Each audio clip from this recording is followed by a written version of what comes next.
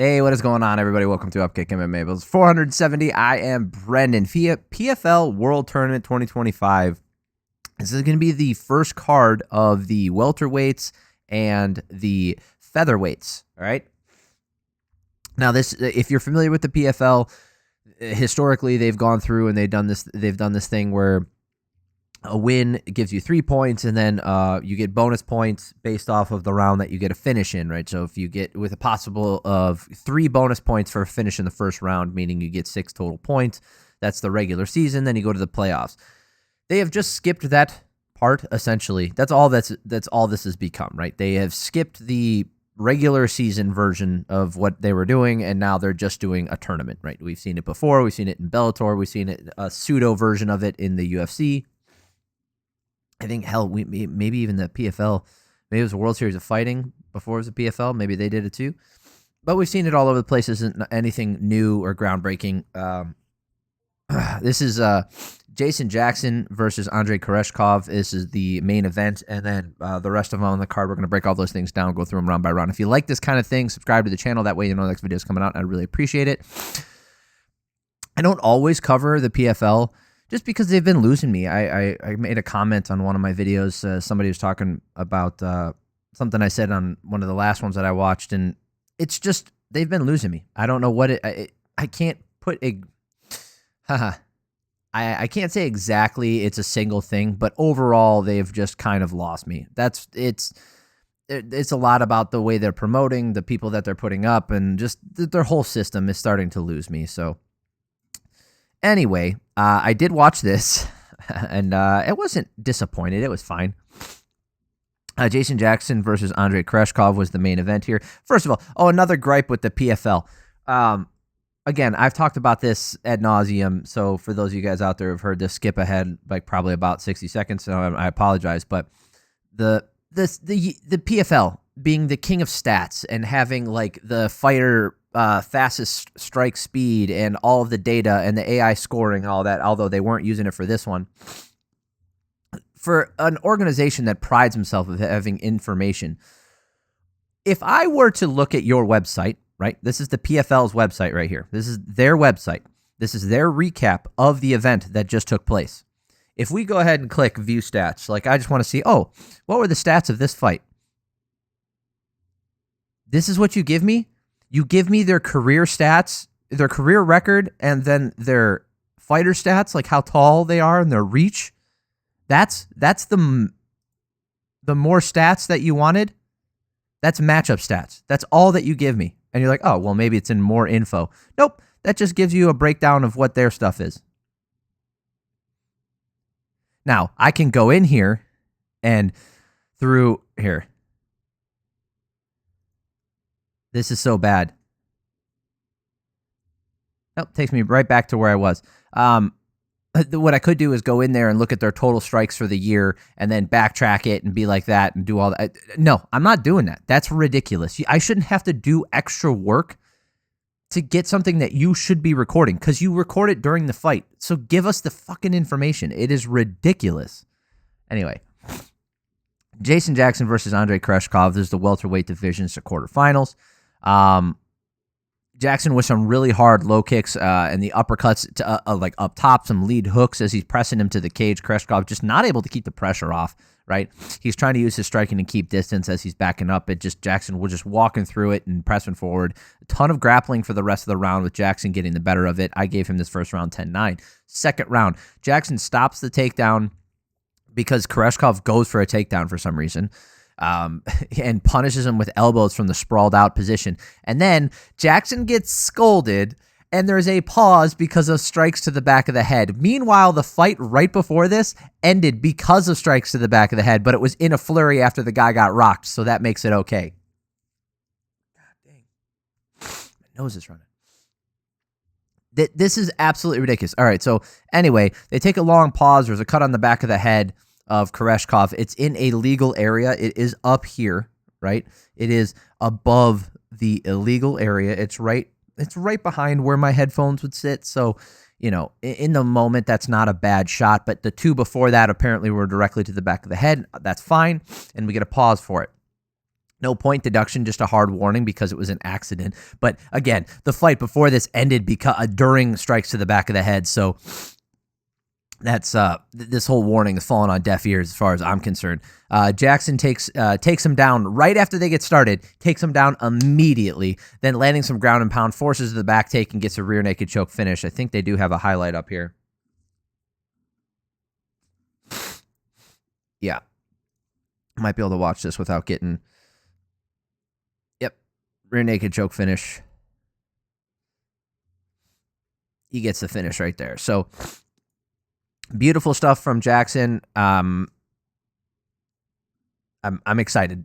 I'm excited again. I like some of these fighters. They got rid of most of the bad fighters. I say most, but most of the guys that are left are interesting to fight or to watch fight. So we'll see how the rest of the division shake out. But so far, so good. All right, Jesus Pinedo, last year's champion versus Ádám Borics.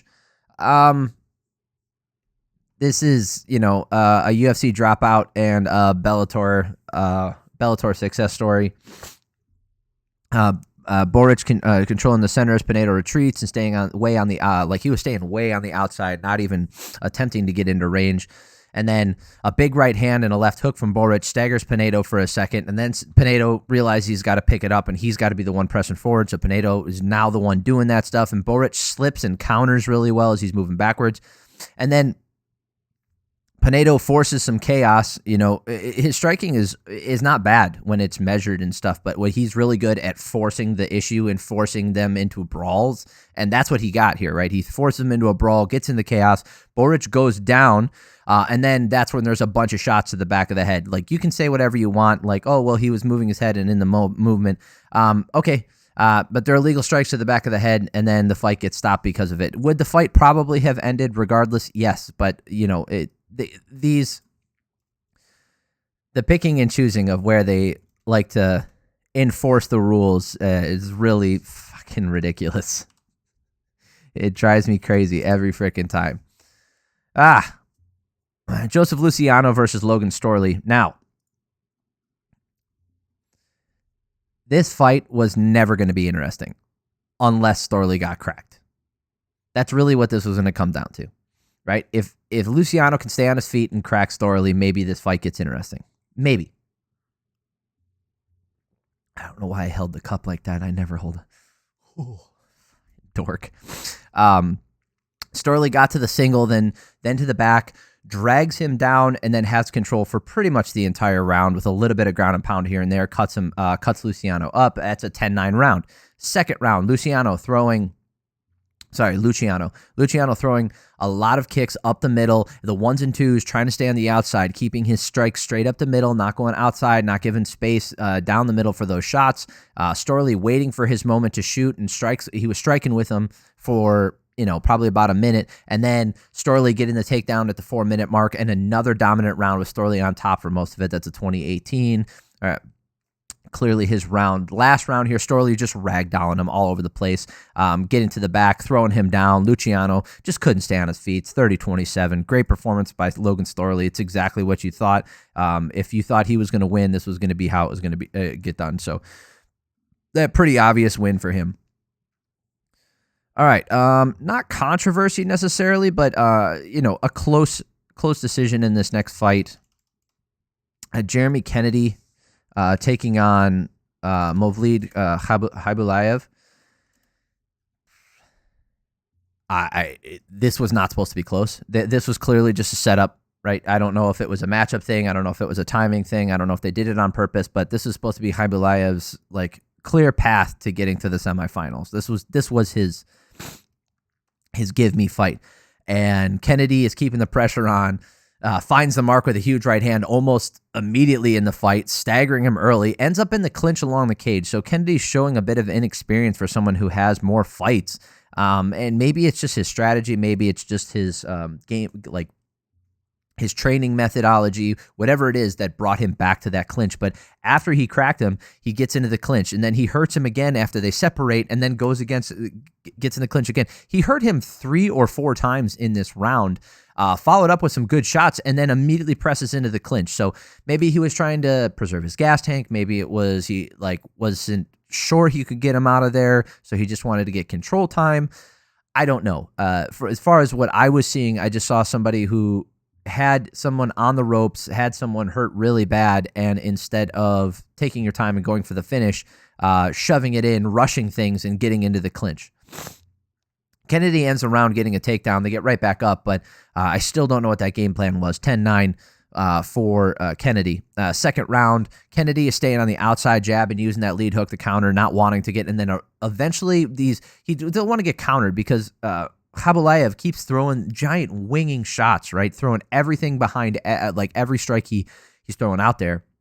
And then one of those right hand lands, and that's what Kennedy was looking out for. That's what he's worried about. And then he lands, cracks Kennedy, hurts him pretty good, then throws a flying knee, and it was more of a slip. I don't think it officially landed. They didn't really show a lot of replays about it, but it didn't really look like it landed flush. It looked like the momentum from Khaybulaev throwing a flying knee caused Kennedy to fall over, pushing him over. He's already off balance from getting rocked. He's, big right hand from Khaybulaev, the slip in the knee, and then on top, trying to end the fight, trying to empty the gas tank. And it wasn't quite a 10-8 because the first round wasn't a 10-8. And I think Kennedy was just as close to finishing the fight as Khaybulaev. Maybe Khaybulaev was slightly closer, but neither one of them was a 10-8 for me. I had 19-19 going to the third round. I mean, if we were scoring 10-8s, I would have given both the 10-8, which would make it this 18-18. So it changes nothing. A lot of clinch work from both guys in this last round, with both of them having their moments. Kennedy was landing more damage with those knees. I felt like he was doing more damage in tight, and when he had control, he was actually doing damage, whereas Khaybulaev was mainly just controlling him and holding him there. That's not how the judges saw it. The judges gave it to Khaybulaev. Not surprising, given the area he's from and the push that they're trying to get. I think that just like any other organization. And also, here's my point, though. If you have a fighter who is looking to clinch and you have a fighter who is looking to control on the ground and get takedowns and who is known for that, and they're not able to do that, and they can't, and they're being controlled, despite every moment being judged on its own, I think that does play a factor, because that wasn't his game plan. Right? If his game plan is to control you and he controls you, then he's doing what he wants. If he's being controlled, then he's not, like, if it's a 50-50, he's losing that, in my opinion. Now, obviously, the 50-50 clearly goes nowhere, right? It's clearly a split. But in my opinion, if you have two, it leans heavily in the favor of the person who's not doing that, but who is but still the initiator, which Kennedy was. Anyway, I gave it to Kennedy. I thought it was relatively close. I didn't see him getting it, though, because of the way things are. Anyway, Mukhamed Berkhamov versus Tae-kyun. This fight did not go the distance. Gene looks to be smooth around the feet, maybe just a little bit faster as he's able to get to the target and going for the return using the low kicks and the right hand. But that right hand is often getting blocked from Berkhamov. Berkhamov with that nasty inside kick, low kick, really could be something there for him if he landed more of those. He did land a few, but just not enough in this round. Berkhamov going for that single leg and then gets stuck in a guillotine, gets out of it. They end up getting right back up. They go back and forth. Berkhamov leaving his chin exposed, and then Gene finds that chin, puts him down with that left hand, and follows up to get the finish. I think it was a left hand. Let us watch. Yep, left hand there. Boom, left hand. Yep. Yeah, I can't play too much of it, otherwise it'll get I'm already a nobody, and then my stuff getting hidden because of copyright strikes, goodbye everything, every little thing that I have. Gotta love YouTube. Great fight for Gene. Fun stuff. They got some fun fighters now. Gabriel Braga versus Frederik Dupras. Fred Dupras, that can't be how you pronounce that, right? Maybe it is. Anyway, Dupras going for the takedown right away along the fence. Dupras gets him down, attacks the neck with the guillotine really hard, right? Braga trying to ride it out, and Dupras blows out his arms, doesn't get the finish, and then Braga was able to control him, get to the pack, get to the back, and get the finish with the neck crank, all in the same freaking round. It's a bad view of it, but this is him getting to the back and getting the rear naked choke before the first round is over. So roller coaster of a round for sure. And here's an odd one. Masayuki Kikuiri versus Giannis Bachar. Giannis, like the guy who plays basketball. Also Greek. Go figure, it's a Greek name. Bachar, not Bachar. Bachar getting into the takedown attempt and controlling him on the cage. They fight back and forth with Bachar getting the better of the control. Kikuiri is just on the separation, making Bachar shell up, and he looks kind of slow. Bachar never really looked fast. He never looked into this. After that first exchange, just with the grappling, it just looked like he was tired the whole time. Bachar kind of sloppy forward pressure hooks, but they're landing and working a little bit. Kikuiri landing more damage throughout this first round, in my opinion. I had him winning at 10-9. Second round, Kikuiri doing similar things to the first round as Bachar continues to shell up and miss on most of his offerings.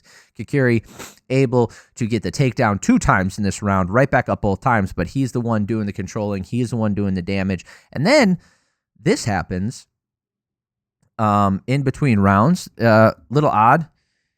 Just, nope, no more. Bachar says, I'm done. I think it was an injury.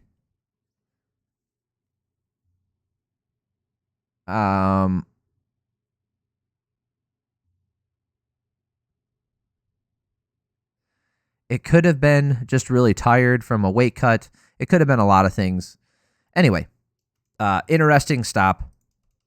It's not something you normally don't see people quit on the stool unless your name is Yoel Romero. In that case, then the UFC, the Big John McCarthy gives you a pass. Nathan Kelly versus Kim Tae-kyun. This fight was pretty darn fun. Kim going with the high kick in the opener, loses his balance, and then Kelly presses him to the cage. So I'm like, oh, cool. It's going to be one of these grappling exchanges along the cage. Kim landing a jab, then a great left straight, dropping Kelly, getting to his back, and then a weird finish with Kelly letting his arms go limp. So he gets the finish.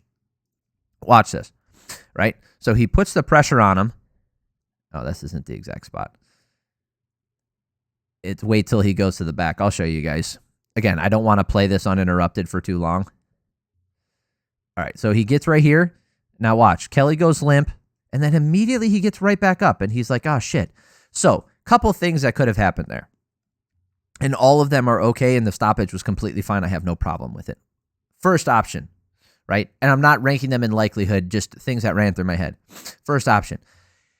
He goes limp because he's frustrated or faking, right? He's just frustrated. He's like, ugh.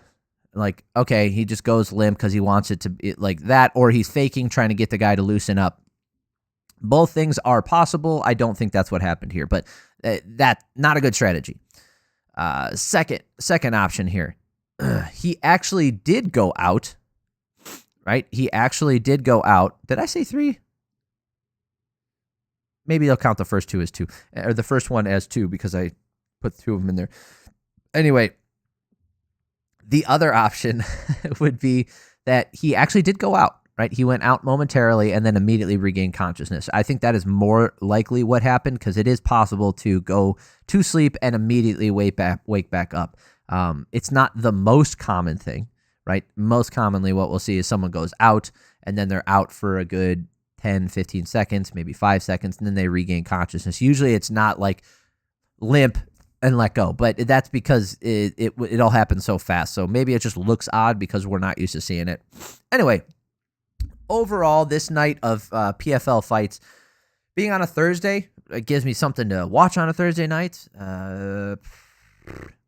Production quality was about on par with the rest of PFL stuff. Stop showing that overhead view during the fight. Nobody fucking cares, and it makes things look awful. You're missing things. You're missing the way that they're moving. Stick to the known good, right? Bellator and the UFC have been doing it forever. Hell, one championship does it the same way, right? The over the cage or through the cage shots. Over the cage is way better, right? You have your guys standing up on the corners of the cage, have them standing with the camera, and then you just switch between shots. All right. Stop trying to mix it up. Like I'm all for people taking risks, but when you're not giving anybody any additional information or you're not adding any value to it, like the one overhead shot right away as they start and touch gloves, perfectly fine. Maybe if they're separated and they're just dancing around quite a bit, you want to throw to that shot, that's cool too. But if they're interacting, that overhead shot takes away so much. You can use it in a replay afterwards if there's a cool view of something that happens. That's fine. I got no problem with that. But live in the moment, switching to that shot takes me out of the fight. You got to keep it tight. You got to keep it in there. Like, I don't want to see the crowd. Like, another shot you could do is the cage, but from like 40 feet away. Like, what does it look like from this point of view? Now, is that cool afterwards to get to see the crowd reaction to stuff? Absolutely, that's cool. But in the middle of the fight, that's not what I want to see. I don't want to see what the crowd is reacting to. I want to watch the damn fight. Anyway, overall, I wouldn't say this was the worst night of fights. I didn't have a horrible time, and watching it on tape delay, or my version of tape delay, where you just go back and watch it like almost on demand, and you just skip through all the commercials and bullshit. Like, it made things not too bad. So, I wouldn't go out of your way to watch this, but if you're curious and you want a little bit more MMA content, I wouldn't turn you away from watching this last PFL. So go there if you like this kind of thing. Subscribe to the channel. That way the next video is coming out. I'd really appreciate it. And if you did find yourself liking this video, hit the like button. Oh my goodness, 20 minutes. All right. That's enough of this. I love you guys. Have an amazing week. Peace.